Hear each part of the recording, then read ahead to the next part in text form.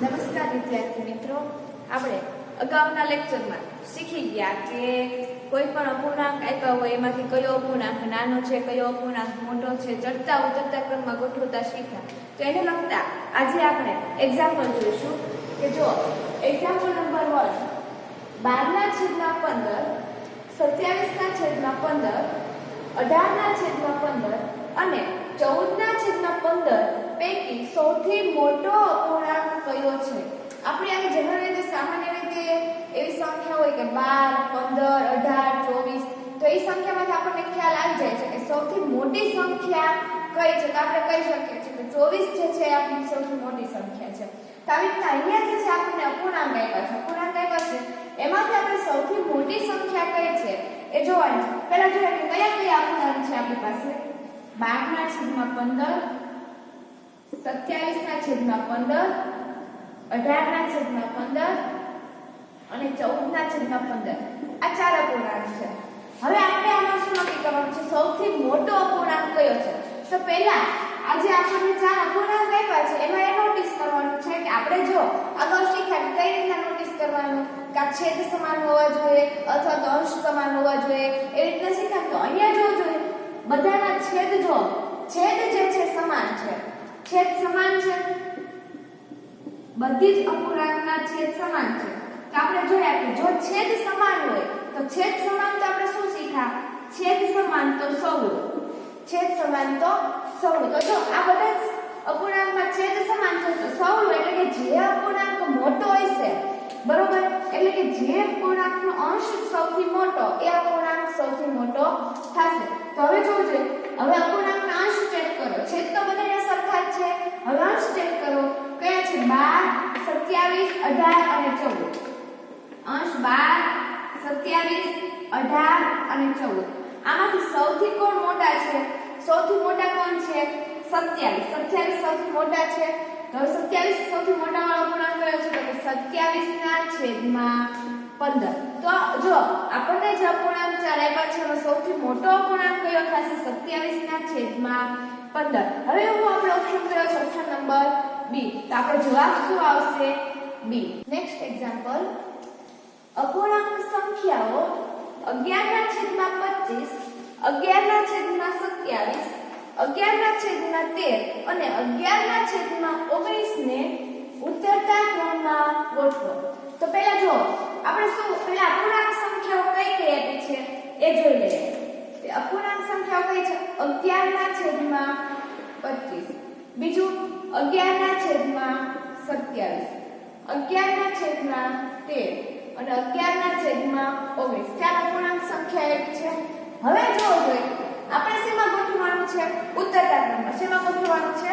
ઉતરતા ક્રમમાં. તો આપણે ઉતરતા ક્રમમાં ગોઠવીએ. તો હવે જો ઉતરતા ક્રમમાં ગોઠવીએ ત્યારે ખાસ કરીને ધ્યાન રાખવાનું, ઉતરતા ક્રમમાં ગોઠવતી વખતે શું હોય કે સૌથી જે મોટી સંખ્યા હોય પહેલા આવે, પછી નાની સંખ્યા થતી જાય. જ્યારે ચડતા ક્રમમાં સૌથી નાની સંખ્યા પહેલા આવે અને પછી મોટી થતી જાય. તો હવે આપણે જ્યારે ચડતા ક્રમમાં, ઉતરતા ક્રમમાં કે સૌથી નાની મોટી એવી રીતના ચેક કરીએ છીએ ત્યારે આપણે શું કરીએ છીએ? એના અંશ અને છેદ ચકાસીએ છીએ કે અંશ સમાન છે કે છેદ સમાન છે એવું ચકાસીએ છીએ. તો હવે જોવો જોઈએ આમાં ચકાસો જોઈએ. આમાં જો બધાના અંશ ચકાસો. અંશ કેવા છે? સરખા છે કે નહીં? અંશ સરખા છે. અંશ સરખા છે. તો અંશ સરખા હોય તો આપણે શું કરીએ છીએ? તો અવળું કરીએ છીએ. શું કરીએ છીએ? અવળું. જો છેદ સરખા તો સૌનું અને જો અંશ સરખા તો અવળું. હવે જો બધાના અંશ સરખા છે તો બધાના અંશ સરખા જ છે. 11, 11, 11. હવે શું કરવાનું? અવળું એટલે કે જે માંગ્યું હોય એનાથી ઊંધો આપવાનું. અહીંયા શું માંગ્યું છે? ઉતરતા ક્રમમાં. ઉતરતા ક્રમમાં માંગ્યું છે તો આપણે એના છેદ જે છે એ શેમાં ગોઠવશું? ચડતા ક્રમમાં. એટલે ચડતા ક્રમમાં ગોઠવીએ તો જે સૌથી નાનું હોય એ પહેલા આવે કે નહીં?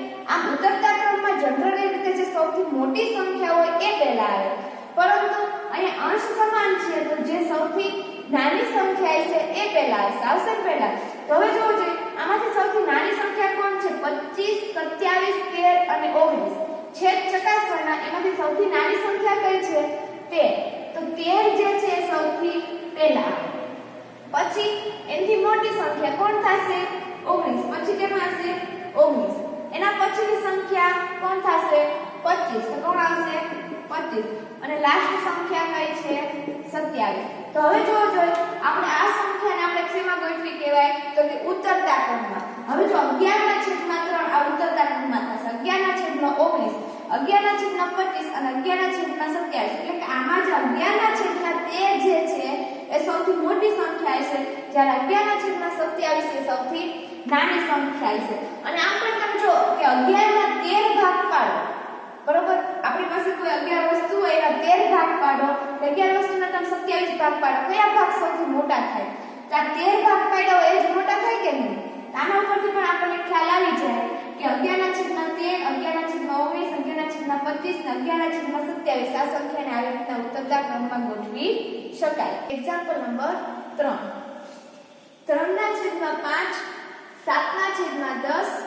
11/20 અને 3/4 માંથી સૌથી નાનો અપૂર્ણાંક કયો હવે જો આપણે હમણાં એક્ઝામ્પલ જોયા એ બંને એક્ઝામ્પલમાં શું હતું કાં તો છેદ સમાન હતા અથવા તો અંશ સમાન હતા એટલે આપણે નક્કી કરી શકતા હતા કે જો છેદ સમાન હોય તો સૌનું લેવાનું અથવા તો અંશ સમાન હોય તો અવળું લેવાનું એવી રીતે એમાં આપણે નક્કી કરી શકતા હતા પણ આ અપૂર્ણાંક જે છે એમાં જો નથી છેદ સમાન કે નથી અંશ સમાન તો પહેલા અપૂર્ણાંક જોઈએ કે આપણી પાસે કયા કયા અપૂર્ણાંક છે 3/5 7/10 11/20 અને 3/4 આવી રીતે આપણી પાસે આ ચાર અપૂર્ણાંક છે બરોબર હવે જો આપણે જોયું હતું કે જો અંશ કે છેદ કંઈ પણ સમાન ન મળે તો શું કરવાનું કે જે અપૂર્ણાંક આપ્યા હોય એના છેદ સરખા કરી નાખવાના છેદ સરખા કરવા માટે આપણે શું કરવાનું કે એનો જે છેદ હોય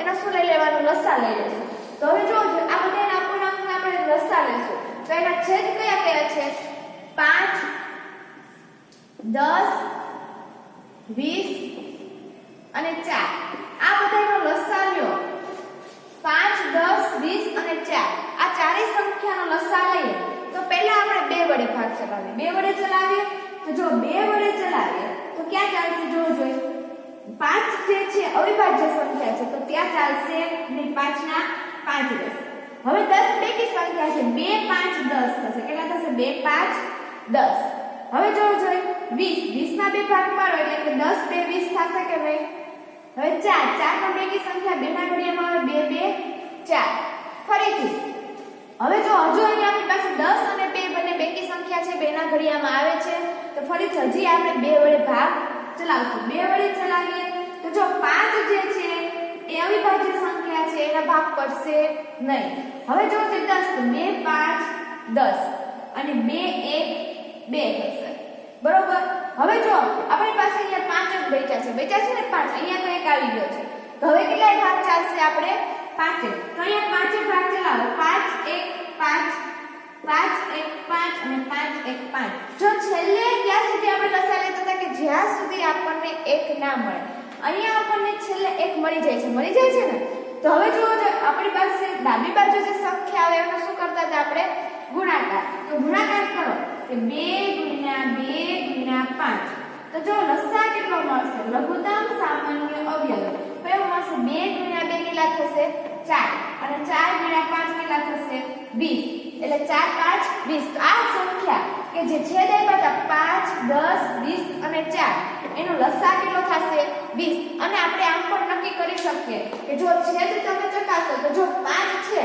એ 20 આમ સૌથી જે આપણે જોયું હતું કે લઘુત્તમ સામાન્ય અવયવી હશે મોટો આવશે જોયું હતું તો 20 જે છે મોટા છે તો 5 ના ઘડિયામાં 20 આવી જશે પછી 10 ના ઘડિયામાં પણ 20 આવી જશે અને 4 ના ઘડિયામાં પણ 20 આવી જાય અને આવી રીતના આપણે જોયું કે લસા જે છે એ 20 આવે છે તો આપણે લસાની મદદથી એના છેદ સરખા કરતા હતા તો હવે જે આપણને આ પૂર્ણાંક આપ્યા છે એ બધાયમાં છેદ સરખા કરવાના છે 20 લાવવાના છે બધાયના છેદમાં માની લો કે 3/5 છે તો આપણે ત્યાં છેદમાં 5 ને બદલે કેટલા જોઈએ છે 20 જોઈએ છે છેદ સરખા કરવા માટે તો ત્યાં 5 ને બદલે 20 જોઈએ છે અપૂર્ણાંક કયો છે આપણી પાસે 3/5 એવો છે તો હવે આપણે 5 ને બદલે 20 જોઈએ છે તો 5 ને હું કેટલા વડે ગુણીશ તો 20 થશે 5 ને હું કેટલા વડે ગુણું 4 વડે તો 20 થાય કે નહીં તો 5 * 4 તો ફક્ત હું છેદને 4 વડે ગુણીશ નહીં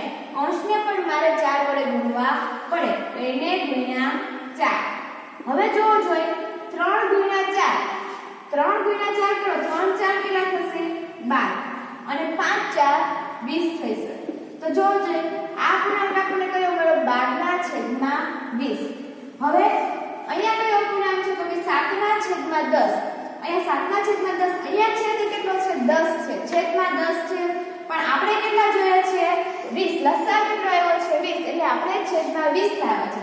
તો છેદમાં 20 લાવ્યા છે તો 7 ના છેદમાં 10 આવી રીતના પૂર્ણાંક છે આપણી પાસે, પણ હું 10 ને કેટલા વડે ગુણીશ તો મને 20 મળશે. તો 10 ને હું 2 વડે ગુણીશ, ફક્ત હું છેદને નહીં ગુણું, અંશને પણ ગુણીશ, તો અંશને પણ હું 2 વડે ગુણીશ. હવે જોવો જોઈએ અંશ અંશનો ગુણાકાર, છેદ છેદનો ગુણાકાર. 7 ગુણ્યા 2 કેટલા થશે 7 2 14 છેદમાં 10 2 20 થશે. તો જોવો જોઈએ આ પૂર્ણાંક જે 7 ના છેદમાં 10 હતો એના બરાબર આપણે 14 ના છેદમાં 20 આવી ગયો. એવું નથી, આપણે 3 ના છેદમાં 5 બરાબર 12 ના છેદમાં 20 લખી શકીએ અને 7 ના છેદમાં 10 બરાબર 14 ના છેદમાં 20 પણ લખી શકીએ. હવે જો અહીંયા કયો આપણે આવે છે 11 ના છેદમાં 20. ઓલરેડી અહીંયા આપણી આગળ છેદ જે છે 20 છે, તો આમાં આપણે કોઈ પણ ફેરફાર કરવાનો નથી. એનું શું થશે 11 ના છેદમાં 20. હવે જો અહીંયા 3 ના છેદમાં 4 શું છે 3 ના છેદમાં 4. અહીંયા આપણી પાસે છેદમાં 20 નથી, તો અહીંયા છેદમાં 20 નથી, તો 4 ને બદલે આપણે અહીંયા 20 જોઈએ છે. શું જોઈએ છે તો અપૂર્ણાંક કયો છે 3 ના છેદમાં 4, તો 4 ને બદલે આપણે 20 જોઈએ છે. તો 4 ને હું કેટલા વડે ગુણીશ તો મને 20 મળે. તો 4 ને મારે 5 વડે ગુણવા પડે. તો 4 ને હું 5 વડે ગુણીશ તો 3 ને પણ હું 5 વડે ગુણીશ. હવે જોવો જોઈએ કેટલા થશે 3 ગુણ્યા 5, 3 5 કેટલા થશે 15 અને 4 ગુણ્યા 5 એટલે 4 5 કેટલા થશે 20. હવે જોવો જોઈએ આનો 3 ના છેદમાં 4 બરાબર 15 ના છેદમાં 20 પર લખી શકું. હવે આપણી પાસે કયા કયા પૂર્ણાંક આવ્યા ચકાસો. જો 12 ના છેદમાં 20, 14 ના છેદમાં 20, 11 ના છેદમાં 20 અને 15 ના છેદમાં 20. આપણે આગળ આ ચાર પૂર્ણાંક આવ્યા. હવે જોવો જોઈએ આ પૂર્ણાંકની ચકાસણી કરો કે બધાયના છેદ ચકાસો. બધાયના છેદ સમાન છે. છેદ સમાન છે, છેદ સમાન છે તો આપણે જોયું હતું કે જો છેદ સમાન તો શું કરવાનું સૌનું છેદ સરખા તો શું થશે સૌનું. તો હવે જોવો જોઈએ છેદ સરખા છે સૌનું કરો એટલે કે જે અપૂર્ણાંક નાનો હોય, જે સંખ્યા નાની હોય એ અપૂર્ણાંક નાનો થાય, જે સંખ્યા મોટી હશે એ અપૂર્ણાંક મોટો થશે. તો હવે જો અહીંયા ચકાસો કે કઈ સંખ્યા નાની છે 12 14 11 અને 15 માંથી સૌથી નાની સંખ્યા કઈ છે 11. તો 11 ના છેદમાં 20 જે છે અપૂર્ણાંક આપણો સૌથી નાનો અપૂર્ણાંક થશે. આપણો જવાબ શું આવશે 11 ના છેદમાં. નેક્સ્ટ એક્ઝામ્પલ, નીચેનામાંથી કયામાં સંખ્યા ચડતા ક્રમમાં ગોઠવાયેલી છે. હવે જો આપણને નીચે ઓપ્શન આપેલા છે, 4 ઓપ્શન છે, એમાંથી આપણે ગોતવાનું છે કે કયા ઓપ્શનમાં સંખ્યા ચડતા ક્રમમાં ગોઠવાયેલી છે. ચડતા ક્રમમાં ગોઠવાયેલી છે પૂછ્યું છે. તો હવે પહેલા આપણે તો આના ચારે ચાર ઓપ્શન ચેક કરવા પડશે કે કયા ઓપ્શનમાં સંખ્યા ચડતા ક્રમમાં ગોઠવાયેલી છે. તો ઓપ્શન નંબર પહેલા આપણે એ ચેક કરીએ. ઓપ્શન નંબર એ ચેક કરીએ તેમાં જો એના અંશ ચેક કરો. ઓપ્શન નંબર એ ના અંશ ચેક કરો. દરેકના અંશ જો અંશ બધાયના સમાન છે તો આપણે જોયું છે કે અંશ સરખા તો શું કરીએ છીએ આપણે અવળું. અંશ સરખા એટલે અવળું એટલે કે જે સંખ્યા નાની હોય એ મોટી થાય એટલે કે એનો છેદ પ્રમાણે ચેક કરવાનું. પછી અંશ તો સરખા જ હશે, એના છેદ પ્રમાણે ચેક કરવાનું કે જે સંખ્યાનો છેદ નાનો એ સંખ્યા મોટી થશે, જે સંખ્યાનો છેદ મોટો એ સંખ્યા નાની થશે. હવે જો આ સંખ્યામાં બધાયના અંશ સમાન છે, ચારે ચાર ઓપ્શનમાં બધાયના અંશ સમાન છે. તો હવે આ બધી સંખ્યામાં આપણે ફક્ત છેદ જ ચેક કરવાના રહેશે. તો હવે આપણે છેદ ચેક કરીએ તો 19 25 29 અને 37. હવે જો એના છેદ ચેક કરીએ તો દરેકના છેદ જોવો જોઈએ 19 25 29 અને 37. એ દરેક સંખ્યા જે છે ચડતા ક્રમમાં જ ગોઠવાયેલી છે કે નહીં ચડતા ક્રમમાં ગોઠવાયેલી. તો આપણને જોતા જવાબ એવું લાગી જાય છે કે ઓપ્શન એ જે છે એ આપણો સાચો જવાબ છે કે બધે 19 25 29 37 બધી સંખ્યા ચડતા ક્રમમાં જ ગોઠવેલી છે. પરંતુ ના, આપણે શું કરવાનું કે સંખ્યા મોટી હશે એ પહેલા આવે અને નાની હોય એ છેલ્લા આવે કે 12/19 જે છે એ 12/37 કરતા કેવો અપૂર્ણાંક થશે મોટો અપૂર્ણાંક થશે આપણને કીધું છે ચડતા ક્રમમાં એટલે આપણે જો અંશ સરખા છે એટલે કેમાં ગોઠવવા પડે એનાથી ઉલટું અવળો એટલે કે આપણે ઉતરતા ક્રમમાં ગોઠવવા પડે હવે જો એટલા માટે આપણો ઓપ્શન એ જે છે આપણો જવાબ આવશે નહીં હવે ઓપ્શન નંબર બી ચેક કરીએ ઓપ્શન નંબર બી ચેક કરો તો એમાં પણ બધાયના અંશ જે છે એ સમાન છે અંશ સમાન છે તો હવે જો છેદ ચેક કરીએ 29 37 19 અને 25 હવે જોજો એમાં નથી એ ચડતા ક્રમમાં કે નથી એ ઉતરતા ક્રમમાં ચડતા ક્રમમાં નથી દેખાતા અને ઉતરતા ક્રમમાં નથી દેખાતા જો 29 કરતા 37 મોટા છે બરાબર હાલો પછી જે સંખ્યા છે એનાથી મોટી આવી જોઈએ એના બદલે જોજો અહીંયા 19 જે છે એના કરતા નાના આવી જાય છે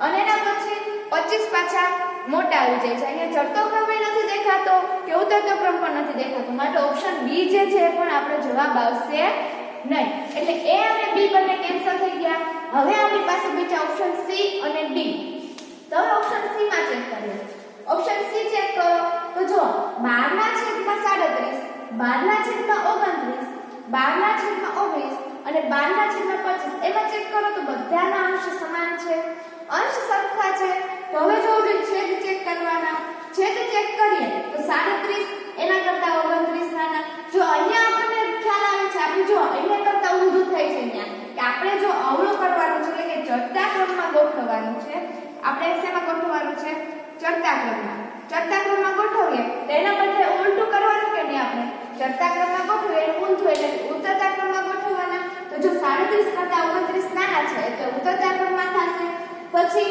29 કરતા 19 નાના છે એટલે ઉતરતા ક્રમમાં થશે આ સાચું છે પછી તો 19 કરતા 25 ફરીને જોજો મોટા છે તો અહીંયા પાછું વિખાઈ જાય છે કે નહીં જો અહીંયા 19 કરતા કોઈ પણ સંખ્યા નાની હોય માની લો કે 25 ની બદલે અહીંયા 15 હોય તો આપણો ઓપ્શન સી જે છે એ સાચો થઈ શકે છે 19 કરતા કોઈ નાની સંખ્યા હોત તો પણ આપણને અહીંયા 25 જે છે ફરીથી અહીંયા મોટી સંખ્યા આવી જાય છે તો અહીંયા આપણો ઓપ્શન સી જે છે સાચો પડતો નથી ઓપ્શન સી શું થશે ખોટો તો ઓપ્શન ડી આપણી પાસે એક ઓપ્શન બચ્યો છે તો હવે એની ચકાસણી કરી લઈએ કે ઓપ્શન ડી જે છે સાચો છે કે નહીં તો ઓપ્શન ડી જોવો છે અંશ બધાયના સરખા છે હવે છેદ ચકાસીએ તો ચડતા ક્રમમાં ગોઠવવાનું છે છેદ કેમાં હોવા જોઈએ ઉતરતા ક્રમમાં હોવા જોઈએ છેદ ઉતરતા ક્રમમાં હોવા જોઈએ કે નહીં તો છેદ ચકાસીએ જોજો 37 એના કરતા 29 નાના 29 કરતા 25 નાના 25 કરતા 19 નાના જો અહીંયા છેદ જે છે બધા ઉતરતા ક્રમમાં છે એટલે કે આ જે અપૂર્ણાંક જે છે બધા શેમાં ગોઠવેલા છે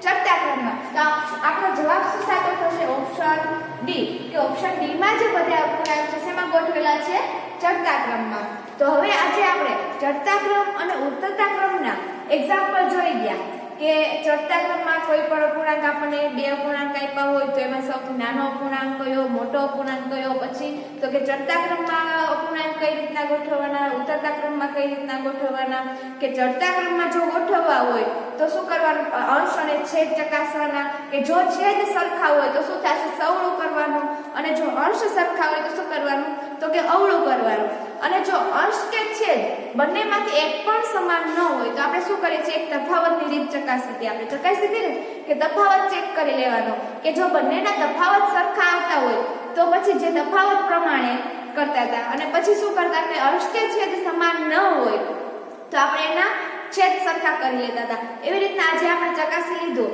કે ચડતો ક્રમ અને ઉતરતો ક્રમ અપૂર્ણાંકમાં કઈ રીતે મેળવી શકાય છે હવે એને લગતા એક્ઝામ્પલ જે છે એ હું તમને હોમવર્કમાં પીડીએફ ફાઇલ બનાવીને મોકલી આપીશ અને તમે જાતે ચેક કરી લેજો કે એમાંથી તમારે કેટલા સાચા છે અને કેટલા ખોટા છે અસ્તુ જય હિન્દ